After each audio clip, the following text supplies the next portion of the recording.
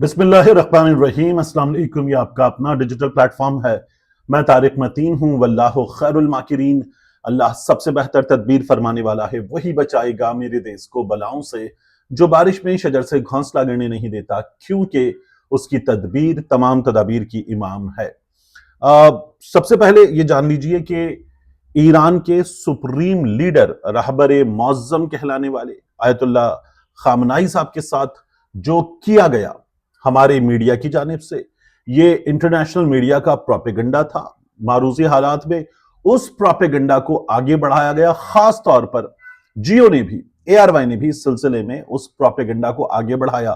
خبر لگائی گئی بین الاقوامی میڈیا پر، مغربی میڈیا کی جانب سے دا ٹائمز کی خبر تھی، وہاں پر ایک صحافی جس کو نکالا گیا تھا ایران سے، دیس نکالا اس کا ہوا تھا، اس نے خبر لگائی کہ یہ جو نکولس مادورو کے ساتھ ہوا ہے، اس کے بعد آیت اللہ صاحب جو ہیں وہ فرار ہونے کا پلان بنا رہے ہیں ایران سے ماسکو کی جانب۔ یہ خبر لگائی گئی۔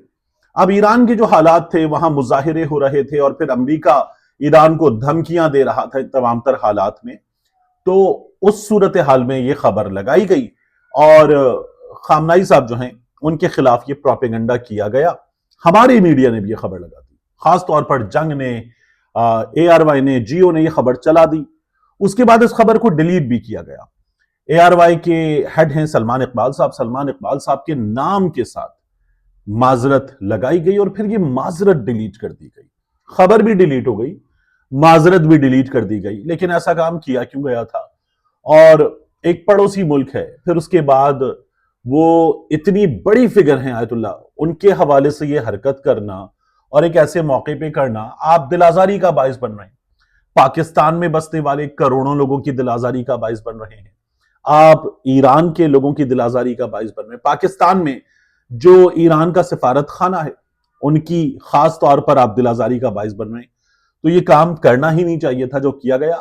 اور جو غنڈہ گردی کر رہا ہے امریکہ، اس غنڈہ گردی پر ہمارے دفتر خارجہ کا جو پھسا موقف تھا، جس میں تھوڑی سی تبدیلی، تھوڑی سی جان آئی ہے، جو اقوام متحدہ میں آئی، وہاں ہم نے تشویش پلس کچھ بات کر لی ہے۔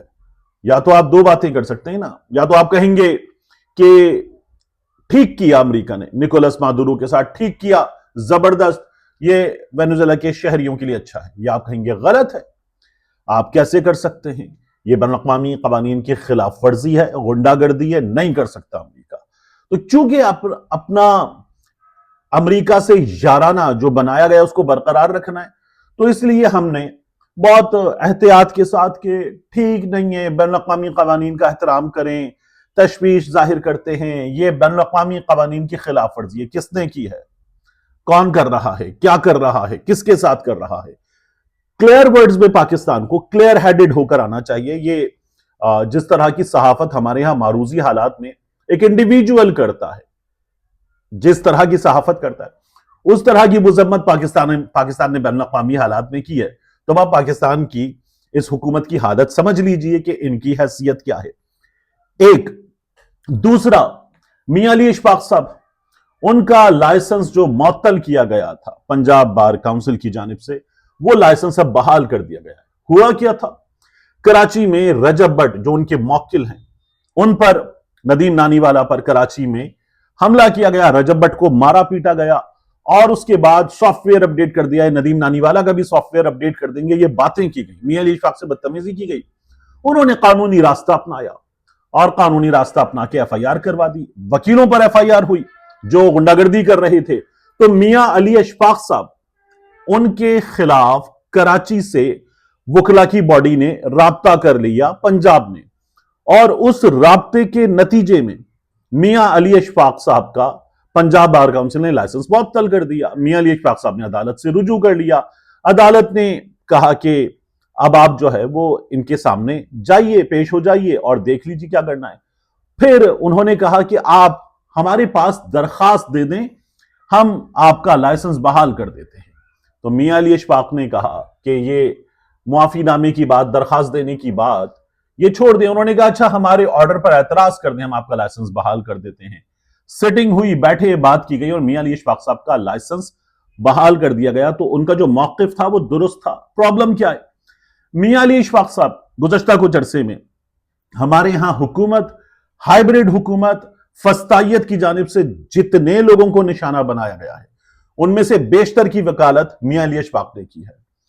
جتنے صحافیوں کو نشانہ بنایا گیا ہے ان میں سے بیشتر کی وکالت میاں علی اشفاق نے کی ہے، اور وہ ایک ایسا کیس بھی لڑ رہے ہیں کہ جس کیس میں اس ہائیبریڈ حکومت کو میاں علی اشفاق صاحب شاید سب سے زیادہ کھٹکتے ہیں، اور اس پر میاں علی اشفاق صاحب نے جس طرح کا انٹرویو بی بی سی کو دیا، جس طرح کی بات اپنے اس کیس کے حوالے سے جس کو وہ پھر آگے مزید فائٹ کریں گے کی ہے، یہ شاید میاں علی اشفاق صاحب کو سبق سکھانے کی کوشش تھی، لیکن گھٹنوں پر آ جانے سے انکار کیا، اپنے موقف پر ڈٹے، بات کی، اور اب میاں علی اشفاق صاحب کا جو لائسنس ہے وہ بحال ہو گیا ہے۔ He is ready to fight back۔ یہ میاں علی اشفاق صاحب نے فائٹ کر کے دکھایا اور فائٹ کر کے دکھائیں گے، یہ ان کی طرف سے پیغام ہے۔ دوست ہیں میرے، چھوٹے بھائیوں کی طرح ہیں، لیکن قد کاٹ شعبہ وکالت میں اس فائٹ میں ان کا بڑا ہے، اور انہوں نے بہت جلدی یہ نام بنایا ہے، شاید یہ بھی برداشت نہیں ہو رہا، تو اس لیے ہیٹس آف میاں علی اشفاق صاحب کے لیے۔ اب میں آپ سے عرض کروں کہ اڈیالہ کے باہر کیا ہو رہا ہے۔ آج پہلے سے زیادہ تیاری ہے، ہر بار پاکستان تحریک انصاف کہتی ہے پہلے سے زیادہ جم کے بیٹھیں گے، ڈٹ کے بیٹھیں گے، پانی مارو گے پھر بھی بیٹھیں گے، پھر گرفتار کرنا پڑے گا، یہ پچھلی بار کر کے دکھا دیا تھا۔ تو حکومت نے بھی زیادہ تیاری کی تھی، زیادہ پولیس تھی، زیادہ پانی، زیادہ کیمیکل ملا پانی پاکستان تحریک انصاف کہتی ہے استعمال کیا گیا تھا۔ آج علیمہ خان صاحبہ نے 10,000 کی کال دے دی ہے کہ 10,000 لوگ اڈیالہ کے باہر موجود ہوں، اور حکومت نے ظاہر ہے کہ اس سے زیادہ پہلے سے تیاری کر لی۔ علیمہ خان صاحبہ کہتی ہیں یہاں سورہ یاسین ہم پڑھیں گے اور اس کو پڑھ کر اللہ سے دعا مانگیں گے، اور عمران خان کے لیے اپنا احتجاج بھی ریکارڈ کرائیں گے، بیٹھیں گے بھی، ملاقات ہمارا حق ہے۔ حکومت جو اس ملاقات کو روک کر بیٹھی ہوئی ہے تو وہ کہتی ہے نہیں ہونے دیں گے۔ حکومت یہ کہتی ہے کہ عمران خان صاحب سے ان کی بہنیں جا کر ملتی ہیں، عمران خان صاحب فیلڈ مارشل عاصم منیر صاحب کے خلاف بیان دیتے ہیں، وہ بیان جو ہوتا ہے وہ ذرا آگ لگاتا ہوا بیان ہوتا ہے، ذرا کیا آگ لگاتا ہوا بیان ہوتا ہے، اور اس کے بعد حکومت کہتی ہے نہیں ملنے دیں گے۔ یہ عطا تارڑ صاحب نے، باقی لوگوں نے، D G S P R صاحب نے بھی اس سلسلے میں بات کی تھی، حکومت نے انکار کر دیا کہ نہیں ہونے دیں گے ملاقات۔ اب علیمہ خان صاحبہ کہتی ہیں کہ ملاقات تو کروائیں، یہ ہمارا حق ہے، عدالت کا حکم مانیں، ملاقات نہیں کروانے دی جا رہی۔ وزیروں نے، حکومت کے وزراء نے، دیگر افراد نے باقاعدہ طور پر قانون کی کلوز جیل رول کی 265 وہ بھی یاد کر لی کہ 265 یہ ہمارے وزیروں نے یاد کر لیا۔ ان کو پاکستان کے قوانین، آئین، جمہوری حقوق وغیرہ کچھ یاد نہیں ہے، 265 کا انہوں نے رٹا مار لیا ہے، اور یہ اس رٹے کو ہر جگہ دہرا دیتے ہیں۔ انہیں یہ نہیں پتا، اور یہ غلط کر رہے ہیں نا، کیونکہ اگر یہ صحیح کر رہے ہوتے تو کیا Bushra Bibi field marshal Asim Munir صاحب کے خلاف، D G S I Asim Malik صاحب کے خلاف، آئی ایس آئی کے خلاف بشرا بی بی کوئی بیان دے رہی ہیں؟ کیا بشرا بی بی کی فیملی جو اندر جاتی ہے، ملاقات کرتی ہے، واپس آتی ہے، اور آ کر کیا میڈیا والے ان کے سامنے بھی مائک لے کے گھس جاتے ہیں؟ کیا وہ بھی کیمروں پہ آتے ہیں؟ یوٹیوبرز، ڈیجیٹل میڈیا کے لوگ کیا ان کو پکڑ لیتے ہیں؟ یہ نہیں ہوتا۔ تو بشرا بی بی کی ملاقاتیں بھی رکوا دی گئی ہیں۔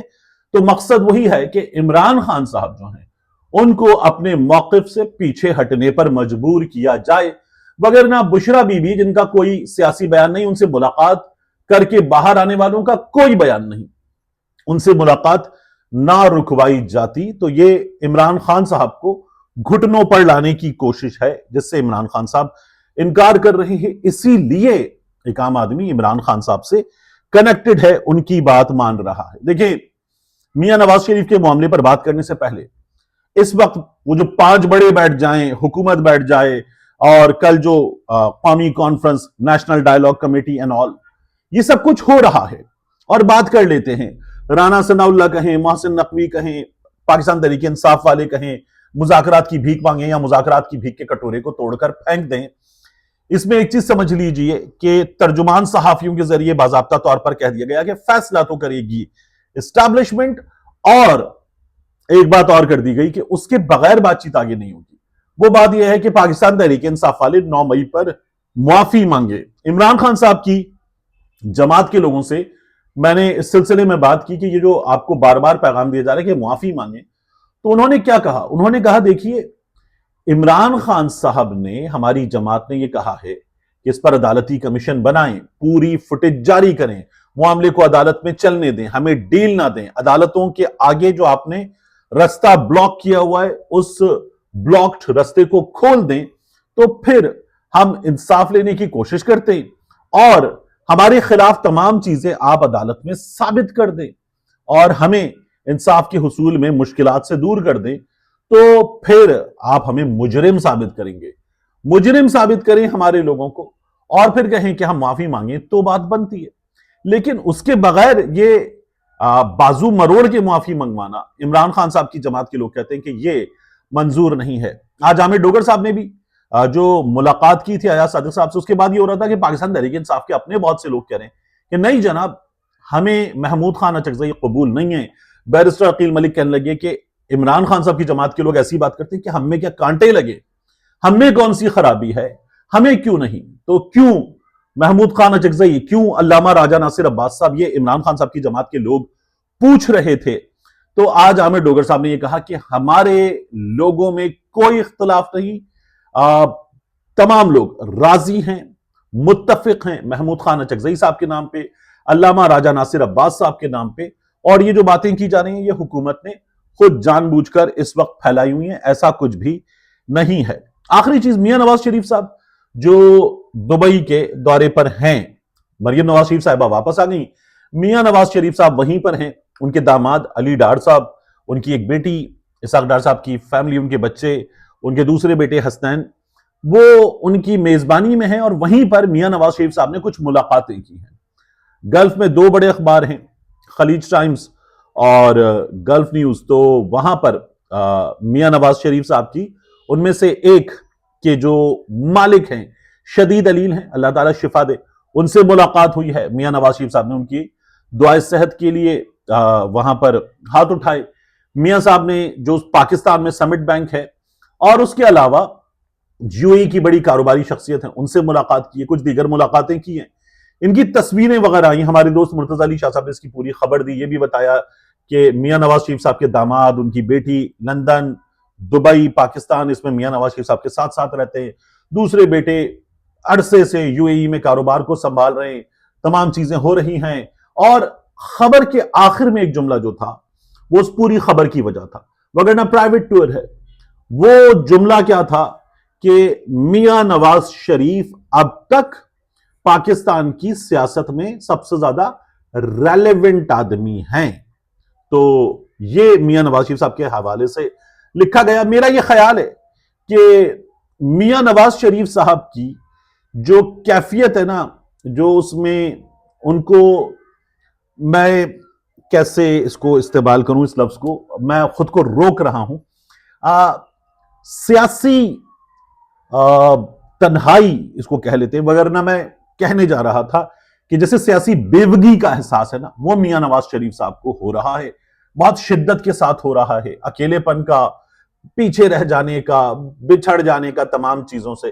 تو اس لیے میاں نواز شریف صاحب جو ہیں ان کی شاید دلجوئی کی جا رہی ہے جماعت کی جانب سے، کہ جب خبریں دیتے ہیں نا سورسز کے ذریعے صحافیوں کو، تو یہ بتایا جاتا ہے کہ میاں صاحب چلا رہے ہیں، میاں صاحب کی سرپرستی میں، میاں صاحب جیسا کوئی نہیں، میاں صاحب ہیں تو ہم ہیں وغیرہ۔ لیکن میاں صاحب کی جو حالت ہوئی ہے وہ حالت اصل میں اس روز جمود کا شکار ہو گئی جس روز ہمارے سامنے ایک آڈیو آئی اور اس آڈیو میں کہا گیا سندھیلا صاحب مارے گئے۔ وہ میاں نواز شریف صاحب کی آخری یقینی کیفیت ہے۔ ملتے ہیں انشاءاللہ آپ سے اگلی ویڈیو میں۔